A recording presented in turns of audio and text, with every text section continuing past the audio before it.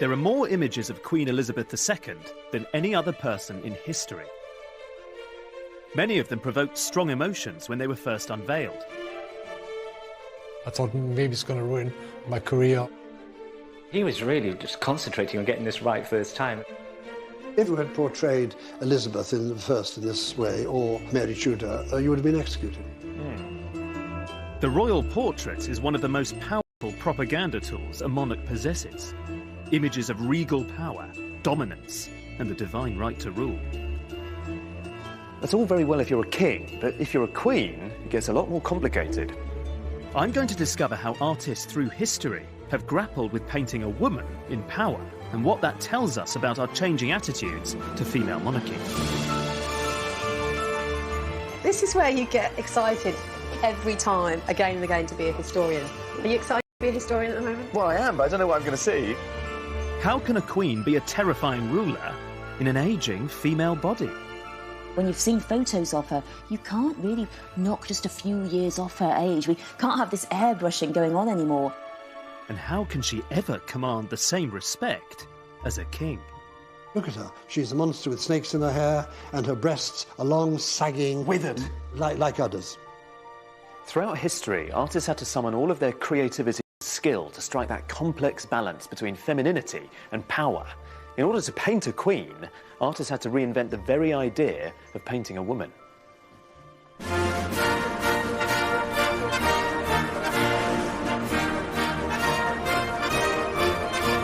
In case you hadn't noticed, it's the Queen's Diamond Jubilee. To mark it, the National Portrait Gallery show, The Queen, Art and Image, has been touring the country. It celebrates the diverse portraiture of the last 60 years. The most famous and controversial of them all is barely the size of a postcard. Freud was famous for never ever flattering his sitters, and here he really goes out of his way to avoid accusations of pandering to royalty. We see this burly, quite dumpy hangdog monarch with what appears to be a 5 o'clock shadow darkening her thick jaw. This could be a granny with a perm just about to pop out for a pint of milk. Any artist who paints the Queen knows that they're vulnerable to controversy and criticism. What is it that makes her so difficult for artists to paint? I've come to the North London suburbs to meet someone with unique insight into the process. This is fantastic, just immediately to give a sense of... The painter and photographer David Dawson was Lucian Freud's assistant for 2 decades until the artist's death last year. How do you feel when you're leafing through? I mean, it must still be It's quite poignant, painful. yeah. It's a good visual diary for me. In Damien. Very easy to take notes. And is this the dog that you're sitting in front of? Yes, look, Eli posing. See, there he is. How wonderful. In 1999, Freud received some news. The Queen wanted to sit for him. There was this photo before the Queen arrived. Dawson was given permission to document part of the process, which took place over 18 two-hour sittings. For Freud, whose portraits could often take years, it wasn't long. Quite often with Lucian, when he's working in the studio, he has 2 or 3 attempts. So he was really concentrating on getting this right first time. It all began splendidly. He sort of started around the forehead and around her eyes. And Lucian, when he painted, would work in small areas and then build outwards. What, he'd make that bit quite finished? Yeah, and then... yeah, and then it would just grow. It was a very unusual way of painting. Yeah, it is. It was fascinating to watch. But not everything went quite to plan. Painting the hair with the crown on top, he needed more space in the canvas, so we added another 1.5 inches or 2 inches onto the top of the canvas. So originally she didn't have a diadem at all? This was always the pose of the Queen, but in the painting it didn't fit. There's also that, you know, when does it become a royal portrait or just a straight portrait without the diadem and the tiara? Well, it helps. Yeah. But I think that's where it becomes fascinating, because a monarch, a queen, becomes so bound up with a nation's identity. Yeah. She becomes almost symbolic. Well, maybe that's why he needed the extra bit of canvas with the diadem. You know, it's sort of those 2 ideas. That bit, the crown, is the symbolic monarchy bit. Yeah. The bit underneath is the real person. Yeah, it's breathing and living like all of us. People were critical of this when it came out, partly because they felt that this was not a slap in the face, but that it was quite brutal. Was he conscious of what was being said? Did he care? He didn't care. I mean, he was aware that there's certain criticism against this portrait, but he felt, you know, he couldn't do anything about that. That's what other people thought. It's not what he was thinking. And what do you think? I think it's a serious, very good painting that shows the monarch in the 21st century. You know, it's not 8-foot portraiture that's, you know, glorifying the great and the good. This is a very real person in a unique position that Lucian's very aware of the history that's gone through her family.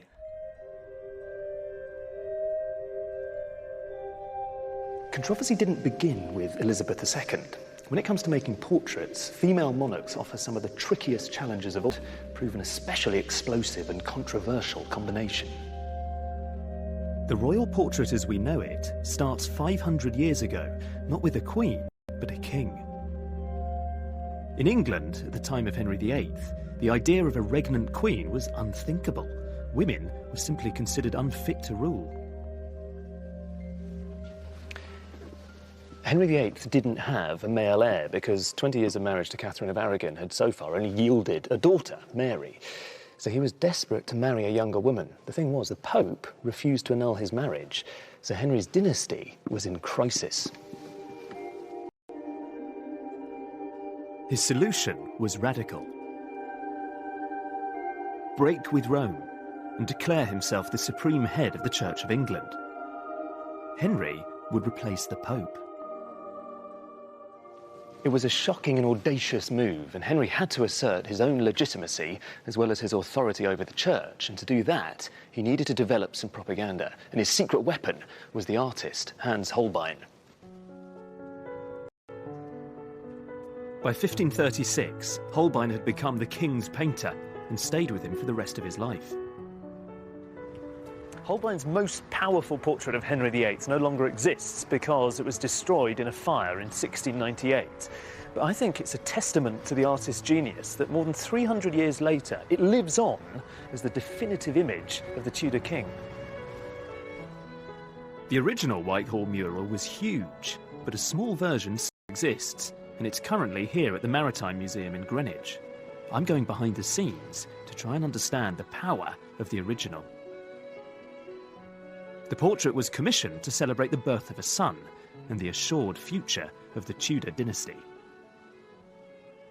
What Holbein has created here is the archetype of kingship. Henry VIII is such an exaggerated idea of what a king could be, it's almost comic. He isn't anatomically correct. Look how broad he is, this big beast of a tyrant of a king. And just to ram home that point that he was capable of providing an heir for the nation, we see him in this sexually quite aggressive pose. And his codpiece is, frankly, enormous. And on the right, you can see the woman who's provided him with a son, Jane Seymour. She's painted in a very English tradition of how you present a queen consort. She's more passive than Henry. She doesn't look at us. Her arms aren't wide apart. Instead, they're clasped together demurely, just hovering above her stomach, above her womb, signalling that she's fulfilled her function of providing an heir for the nation. And this image would be tremendously influential. People who saw it was the last word in royal portraiture. This was the benchmark of how you could summon a sense of monarchical authority. But that's very different if you're a ruling queen, if you're a queen regnant.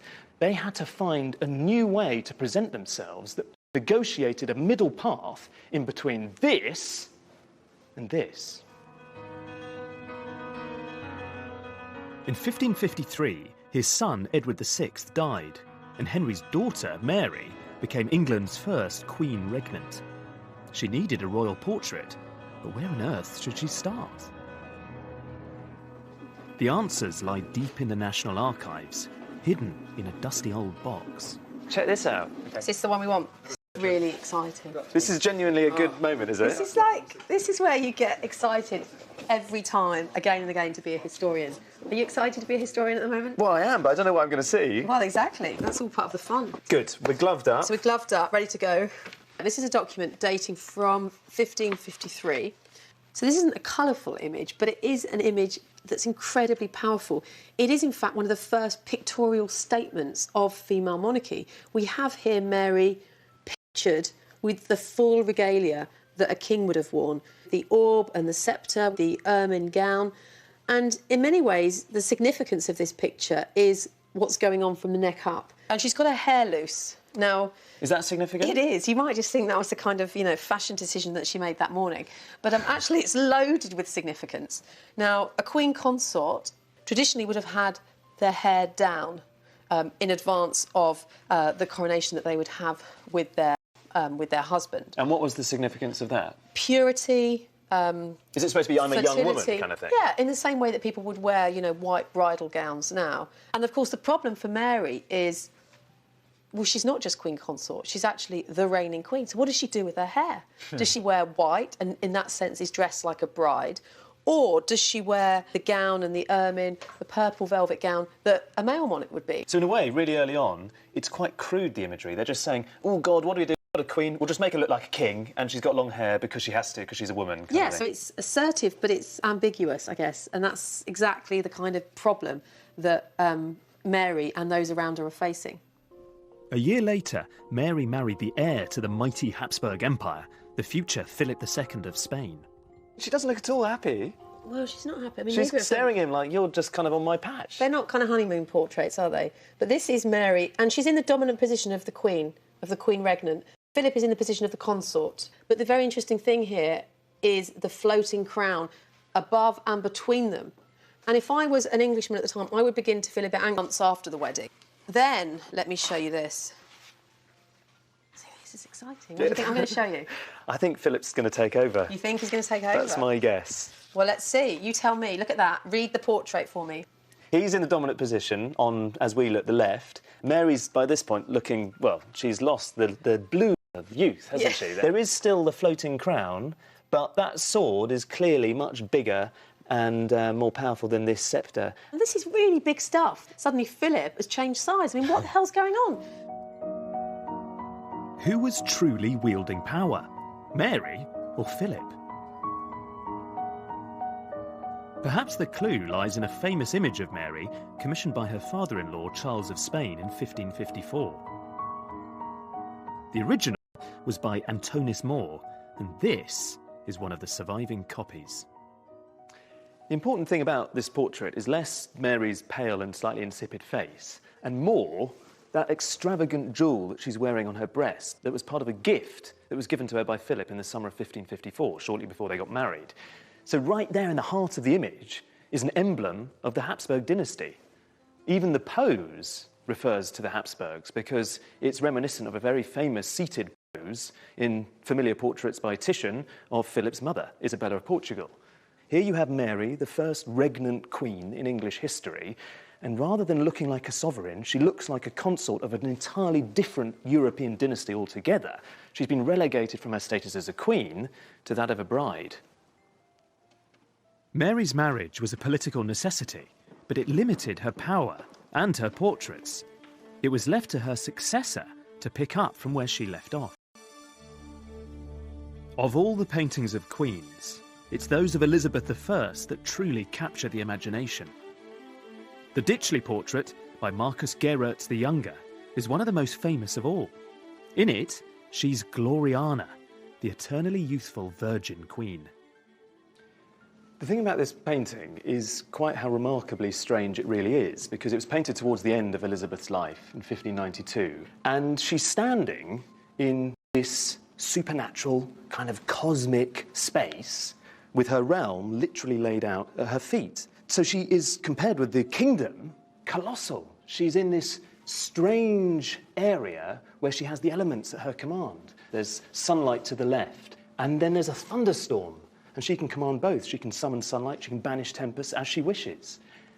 As a piece of propaganda, obviously, this is very powerful indeed. It's really effective. But it's also something else. It's awesome, it's odd, and it's quite new. She's something dazzling and terrifying. And this portrait did a huge amount to completely reinvent how you go about painting a queen. Its first Protestant queen. Every move scrutinised by powerful Catholic enemies. She knew they were biding their time, and the threat of her rival, Mary, Queen of Scots, loomed large. Elizabeth needed a strong royal portrait to restore stability and shore up her own power. And she, of course, knew from her sister that a queen's image could all too easily escape her control. Unlike her father, Henry VIII, Elizabeth didn't have an artist who was up to the job. There are a number of artists who are producing images which don't show a regal-looking monarch. And you've got a difficult problem if you're an unmarried young woman who's taken the throne. Well, very early on in her reign, in the 1560s, we know that her ministers are really quite anxious about this and concerned about it. So they were on the hunt for a really good court Absolutely, artist? yes. 6 years into her reign, Elizabeth's advisors drafted a proclamation designed to regulate her image. No one could make a portrait of the Queen until that special artist could be found. I mean, they're really quite covetable things. You're telling me? You want to hold them, to... Can I hold it?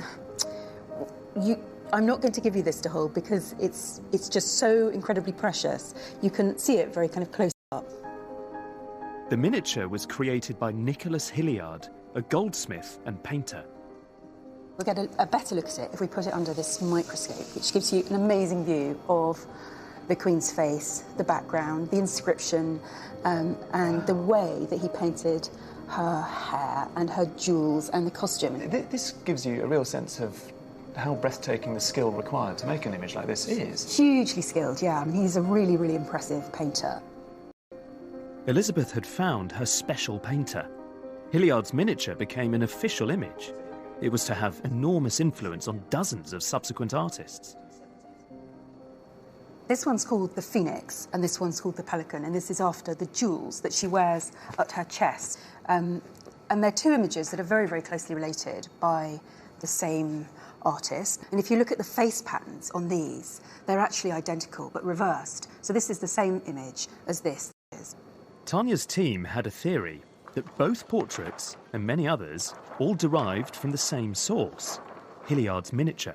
This is a tracing of that painting. And if we put it against a scaled-up version of the miniature, you can begin to see the close relationship between the miniature and the painting, because the lips, the nose, and just about the eyes match up, and the hairline matches up. That's a good fit. I mean, does that, to you, that feel conclusive that there's one source for the two images? It or does. The three images? It absolutely does, yeah. And that we've ended up with other images which use this face pattern again and again and again.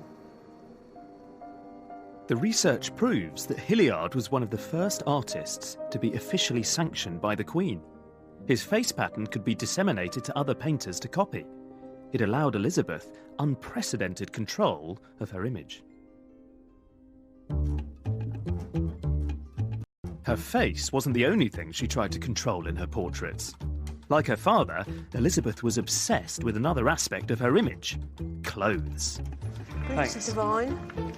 I'm at Angel's Costumiers to meet costume historian Judith Watt. It's beautiful. God, that's nice. I think you're going to recognise this lot. Oh, yes, I see. Yes. Oh. There's a production down here of the painting, so you can compare the two. Yeah, well, it's nothing like, is it? No. I mean, if you look at this, her reticella lace. What type of lace? Reticella. And what does that mean? The reticella is this cutwork lace that was imported from Italy. This was essentially extremely expensive and extremely stately, and this is about formality and status, outdressing everybody else, because, of course, in 1579 she brought in further sumptuary legislation regulating exactly what people could wear. So she was always wearing stuff that nobody else could. So this is a painting which has worked, hasn't it? Because it's come down in history. It has commemorated her. We're excited about it. Yeah. Elizabeth remained unmarried and didn't produce an heir. She turned this weakness to her advantage and reinvented herself as the Virgin Queen. Why was it important she was seen as a Virgin Queen? Because she was filling the vacuum left by the Reformation, whereby you did not find images of the Virgin Mary around in people's homes in every single church. That was a huge change. The English had been praying to the Virgin Mary for, 1,000 years, basically, hadn't they? I mean, there weren't any nuns left. Who was going to be the mother? This one. the mother of the people. I think that's fascinating because if you think about the Reformation, previously, everywhere in England, there would be images of... That was disappeared overnight. Absolutely. So she can play that role. Absolutely. It was a brilliant piece of PR. I mean, she was worth worshipping. That's my opinion. I think she was a great monarch. The Ditchley isn't your favourite one, is it? God, no. I don't know why. I think the Ditchley one's brilliant. It's magnificent, but that dress is really boring. I find it too. What, you're pulling out a black dress in comparison? I know. Well, tell me about this one then. OK, so this is the sieve painting of Elizabeth in the 1580s, early 1580s. She's got jewels in her hair, pearls, of course, the symbol of chastity, and of course the sieve here, which is a symbol of virginity. This cape here going around her is a kind of mask costume, so it's a fancy dress. So ergo, she's dressed as a Vestal Virgin from ancient Rome. So that is the story that goes with it. So this idea of costume, which we see in several of the portraits, almost makes explicit this idea of performance. For Elizabeth, clothes were a form of performance. They're a form of getting a message across. Absolutely. In paintings, they absolutely were. This is about communicating her image. The dress in these paintings is about delivering a message. Elizabeth had developed powerful skills of propaganda. In the last years of her reign, they'd be put to the test. As Elizabeth approached old age, plots against her became more frequent and more bizarre. Bibles were laced with poison. Saddles became toxic booby traps. The need for a strong, powerful image became a matter of life and death. During the Tudor period, being 60 and being a woman was considered unnatural and abhorrent. And the thing is, if you were a monarch, it was something else altogether. It was also risky, because a weak and feeble body meant a weak ruler and a feeble nation. So Elizabeth had to come up with quite a crude but effective solution to the problem, which was she just started pretending that she wasn't getting older at all. Hilliard was called upon to shun reality and create a new face pattern, the Mask of Youth. As she approached the age of 70, the face of the balding, toothless queen was frozen into that of youthful beauty. The government called for unauthorised images of the queen to be destroyed.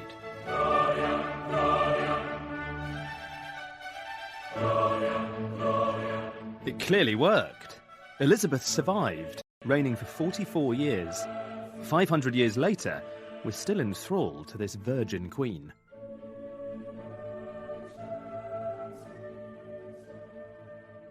Elizabeth I died in 1603, aged 70. And for nearly 100 years, no other queen regnant ruled over England until Mary's madness and all the strangeness of Elizabeth Ditchley portrait. The way that Mary had herself represented was just astonishingly conventional and formulaic. You could even say that she set the representation of queens right back to the beginning.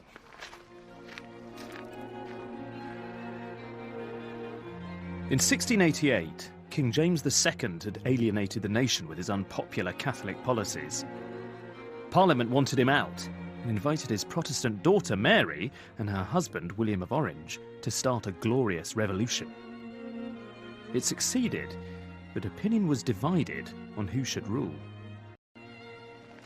Should it be Mary, the daughter of James II, or should it be her husband and first cousin William, who had a huge army but was a Dutchman, possibly homosexual, and could only claim to be fourth in line to the throne?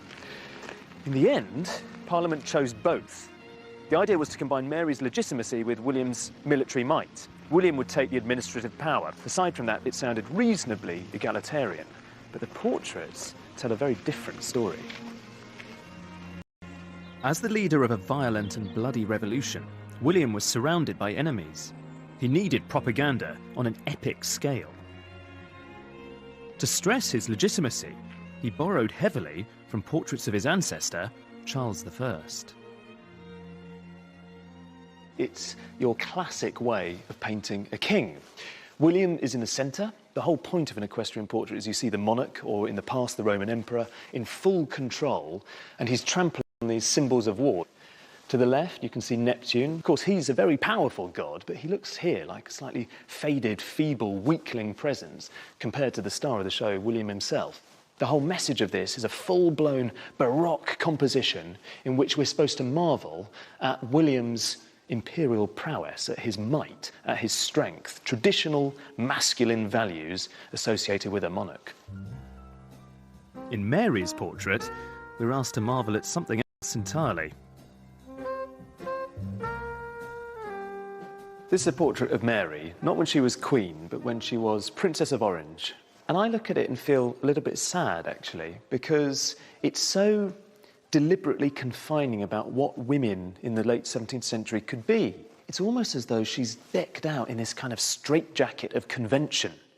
There are all of these tropes and motifs, cliches, if you like, of what it means to be a woman. You have to be alluring. You have to be attractive. So we can see rosy cheeks, bright red lips, come hither eyes. Even in the background, the garland of flowers, as though she herself is another succulent bloom, something that will one day produce children. Here's a future Queen of England, court. To see what I mean, you just need to look at this, another very glamorous portrait of an aristocratic lady, which has got all of the same tropes and motifs and ideas, which is essentially about aristocratic women as sexy, almost merchandise. This image of Mary remains the template by which she was painted throughout the rest of her life. From her coronation until her death at the age of 32, Mary was celebrated in portraits for little more than her beauty. Her successor, her ungainly younger sister, didn't even have that.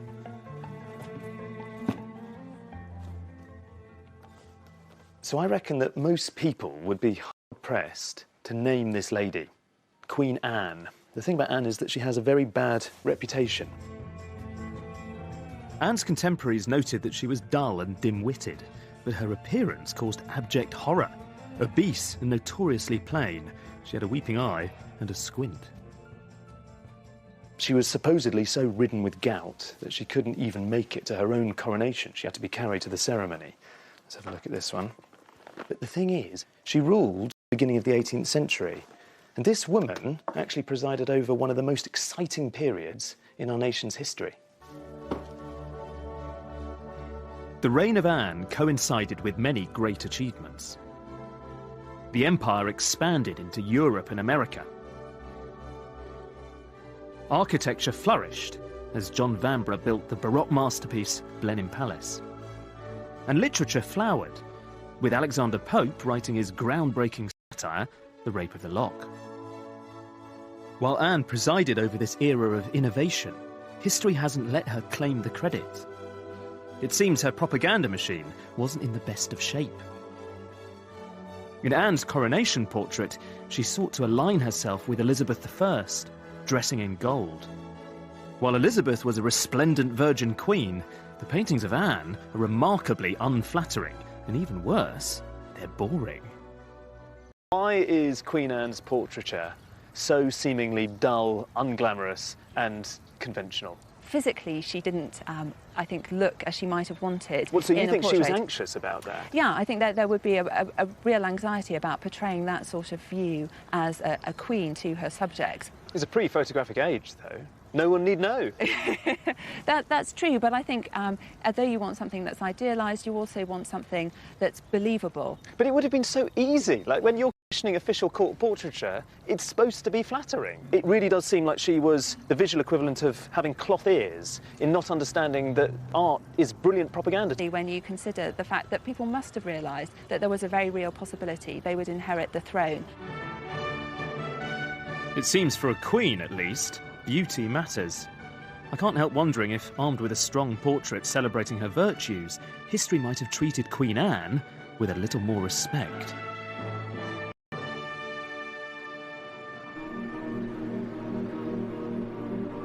By the late 18th century, the Age of Enlightenment had transformed ideas about women. Queen Charlotte, the wife of King George III, was lauded for her command of culture and science. Yet despite all her many talents, in portraits, once again, it wasn't the Queen's intelligence that was celebrated. Charlotte was a great patron of the arts, as was her husband, who founded this place, the Royal Academy. The painter Johann Zoffany specialised in works that were refined, polished and elaborate. He was quickly spotted by the King and Queen, and this painting was his first royal commission.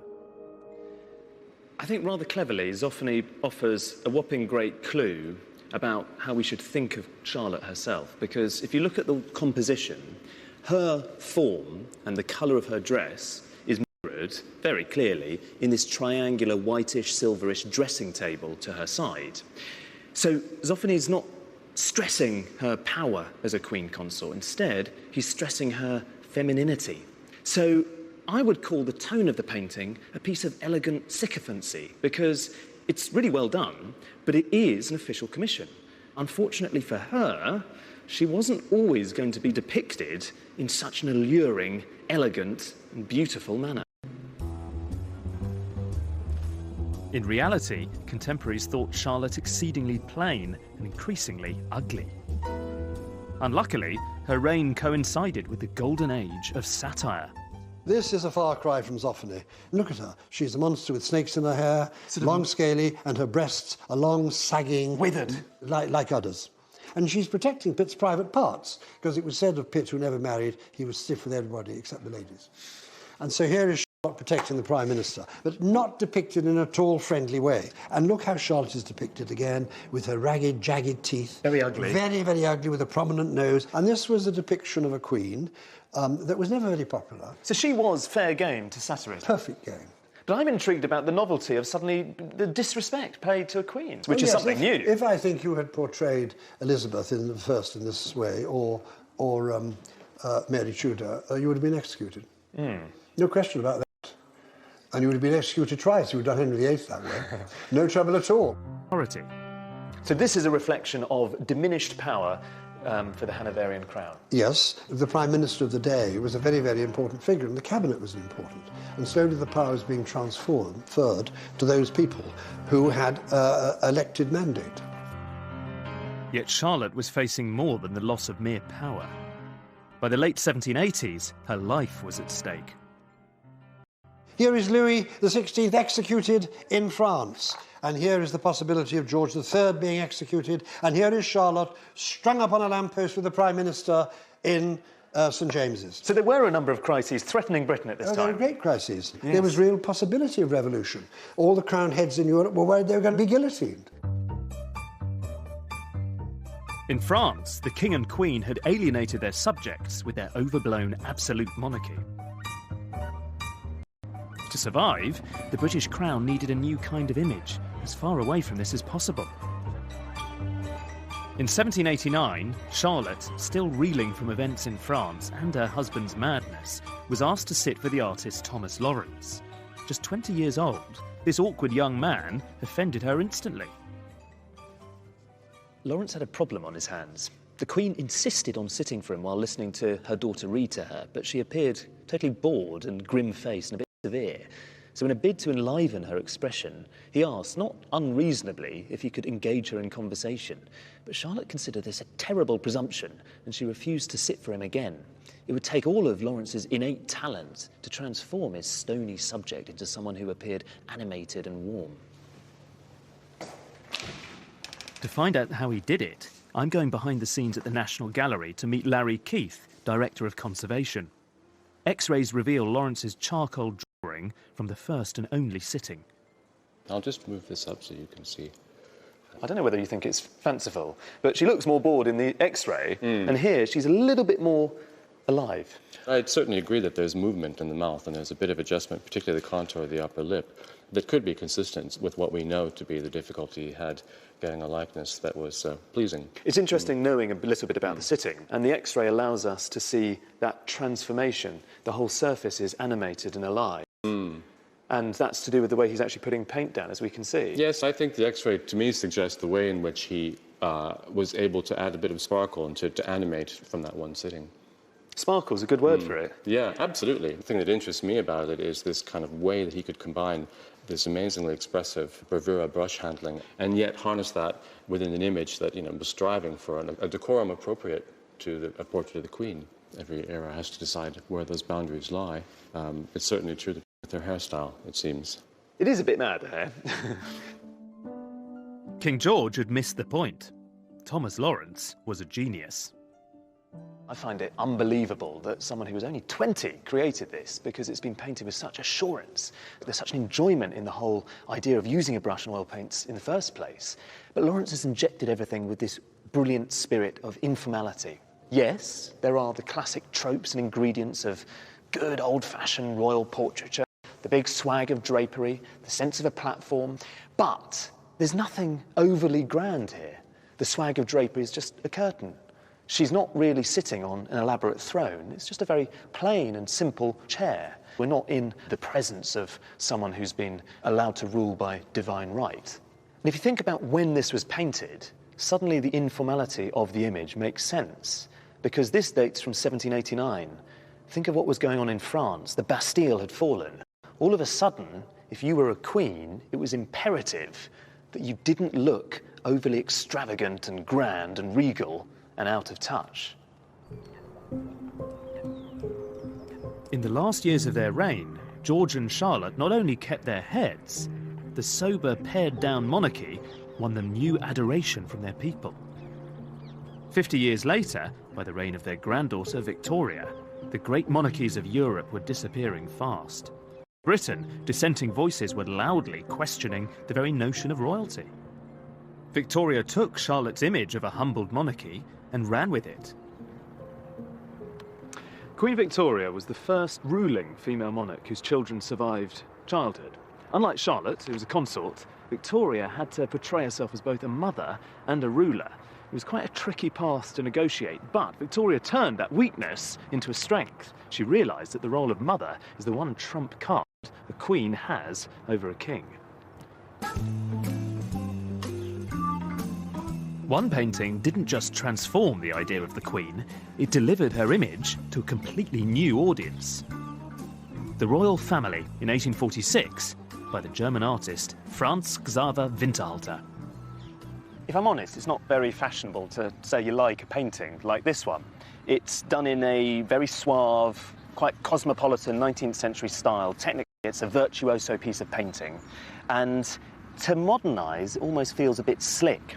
But the thing is, I find this really charming. I think it's a wonderful composition because what we see isn't that old tradition of kings and queens in quite stiff, fusty outfits and positions. Rather, we have Victoria and Albert surrounded by their kids. She has her arm around the eldest, Bertie, the future Edward II. And then to the right, you have this really beautiful mini group within the larger group of 3 daughters. Quite a clever detail on Winterhalter's part is that there are 7 people in the group. Only 2 of them look out directly at the viewer, Victoria and the infant. And subtly, Winterhalter is aligning those 2 protagonists. This is about a queen who's as much a mother as she is a monarch. The following year, the painting was displayed at St James's Palace. Lord Palmerston, the future Prime Minister, declared it the finest modern painting he'd ever seen. 100,000 visitors queued to see it. That was just the beginning. Thanks to the revolution in printing, the image would be mass-produced. These were very easy to obtain. There were some print shops that said that 70% of all the sales that they made were of images of Queen Victoria. And domesticity is the idea that the royal family are really trying to project here. Victoria was desperate to court an influential demographic, the middle class, newly furnished with the right to vote. In 1860, she gave permission for the first official set of royal photographs, specifically aimed at her new middle-class fan base.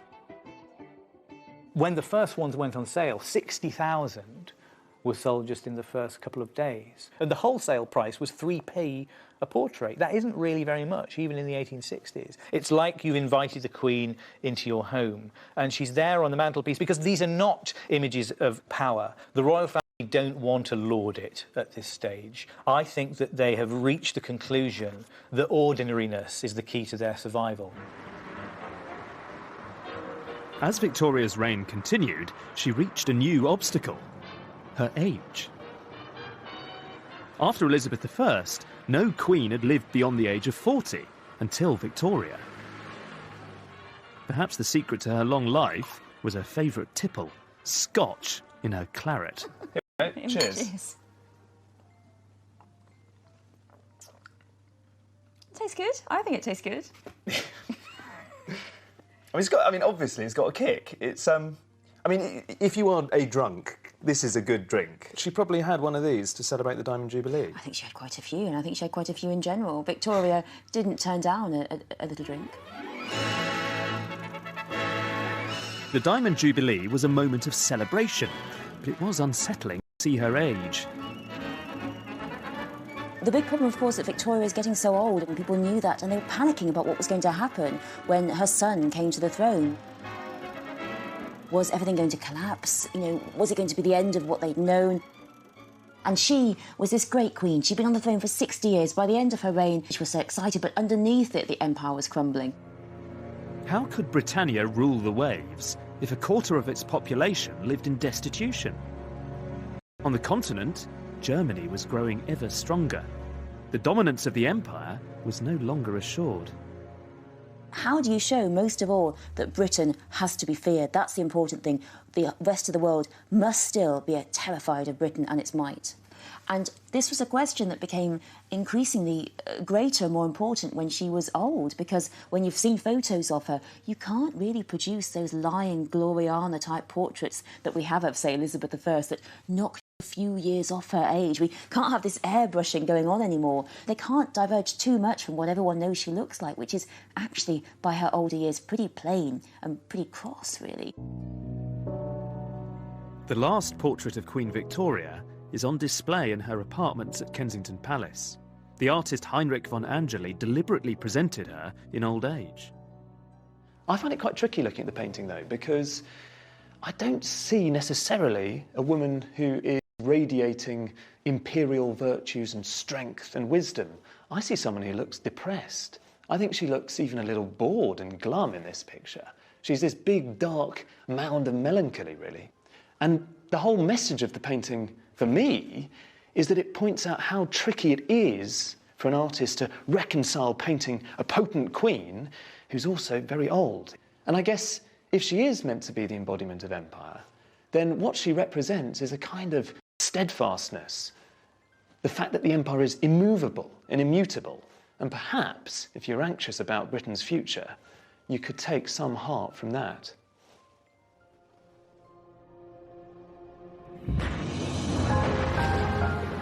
Over the next 50 years, the empire was to change beyond recognition. The Second World War saw Britain bankrupted and diminished, trailing behind America and the Soviet Union.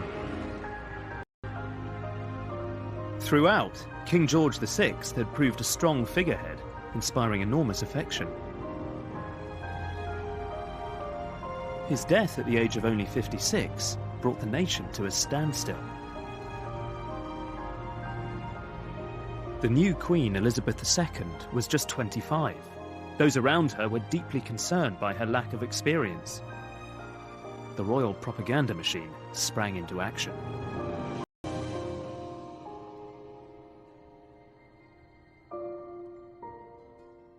This is a very famous picture of Elizabeth on her coronation day, taken by the society photographer Cecil Beaton. This is a piece of patriotism of old. Elizabeth is wearing the imperial state crown. She's decked out with jewels from every corner of the empire. If you look very closely, you can see the Queen, the new Queen, is wearing these enormous drop pearl earrings. And those earrings actually once belonged to Queen Elizabeth I. He's trying to summon a vision of a new Elizabethan age. So as a piece of visual rhetoric, Beaton's photograph is extremely persuasive, but its DNA, its vocabulary, if you like, owes everything to the queens who preceded Elizabeth II.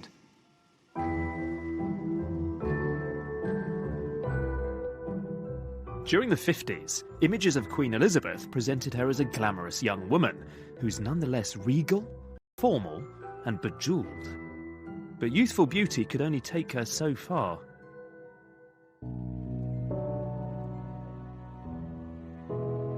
In 1966, the Queen visited Aberfan in Wales after a mining disaster had killed 144 people, mostly children. The Duke described the scene when he first visited the disaster area a week ago. It had taken her 9 days to make the trip, and the Queen was vilified for being remote and out of touch. Her image was out of step with the 60s, She needed to catch up. Well, you see the new era of informality in a photograph by Eve Arnold, and this is a really breezy, fresh, very beautiful image. This is now the kind of imagery which seems a world away from the 1950s. It's not exactly a state occasion. It could almost be anybody. It could almost be a member of the public. This is a radical way of presenting the Queen in this much more literally down-to-earth fashion. It's a great photograph. I think there's another great photograph, which is just here, which is my favourite one in the show, which is similar tone, similar feel. And this is, well, it says this was taken in 71.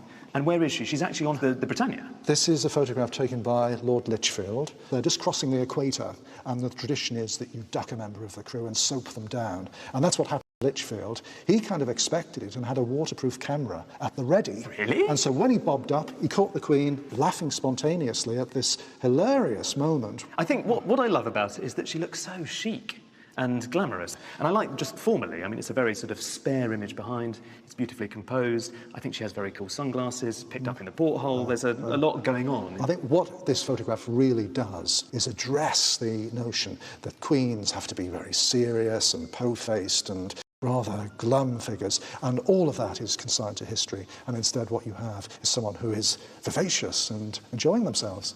But this new informality... So what do we see in this picture? Here is the Queen visiting Princess Anne in hospital for a routine gynecological operation. It's nobody's business, really. And yet we see the Queen running the gauntlet of a phalanx of photojournalists, all taking their photographs. And we now have this issue unfolding in the 1970s where there is a confusion between the public role of the Queen and her private life. The territory opened up by the media was exploited by a new faction, contemporary artists. Artists like Gerhard Richter based their work on newspaper cuttings.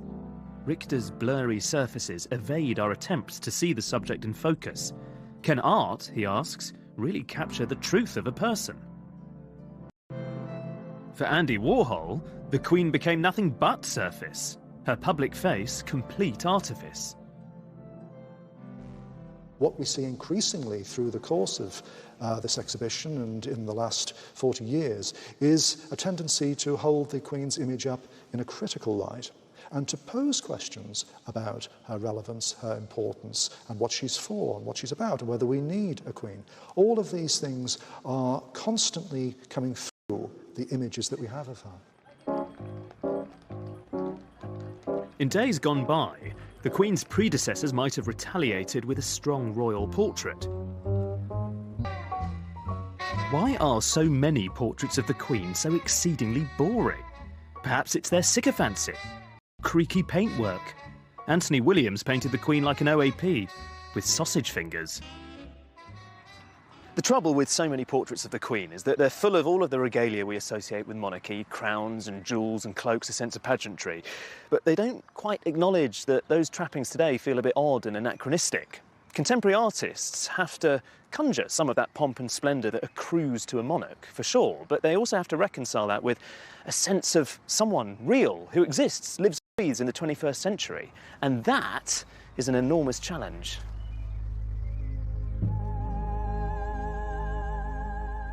Thomas Struth is one of the leading contemporary artists of his age, photographing cities, families, and science labs with precise, almost forensic detail.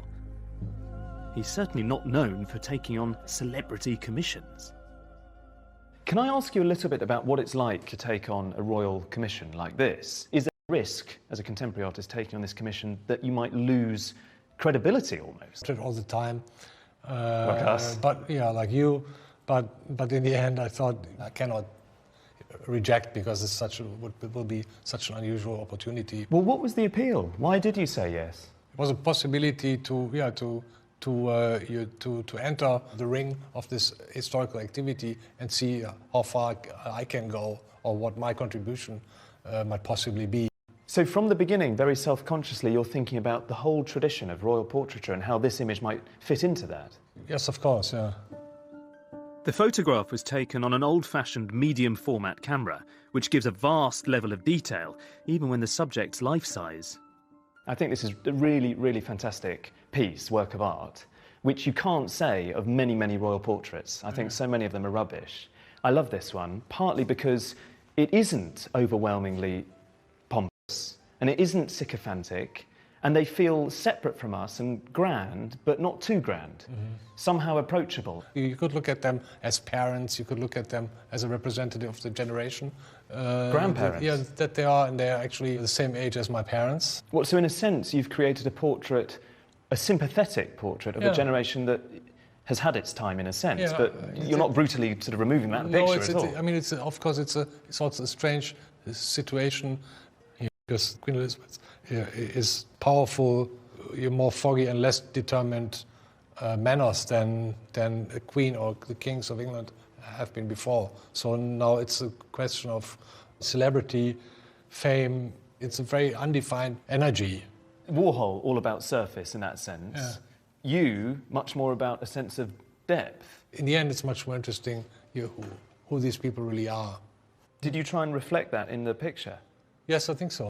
I reflect on that by showing them very real. So you see the legs of the Queen with the blood vessels, and you see the neck, and you see the hands, and she doesn't look like a normal person because of the surrounding, but she looks like a person who will die one day, and it's a kind of humble portrait in a certain way. Perhaps by acknowledging the Queen's humanity, we can accept her elevated status. As usual with depicting a queen, it's a difficult balancing act.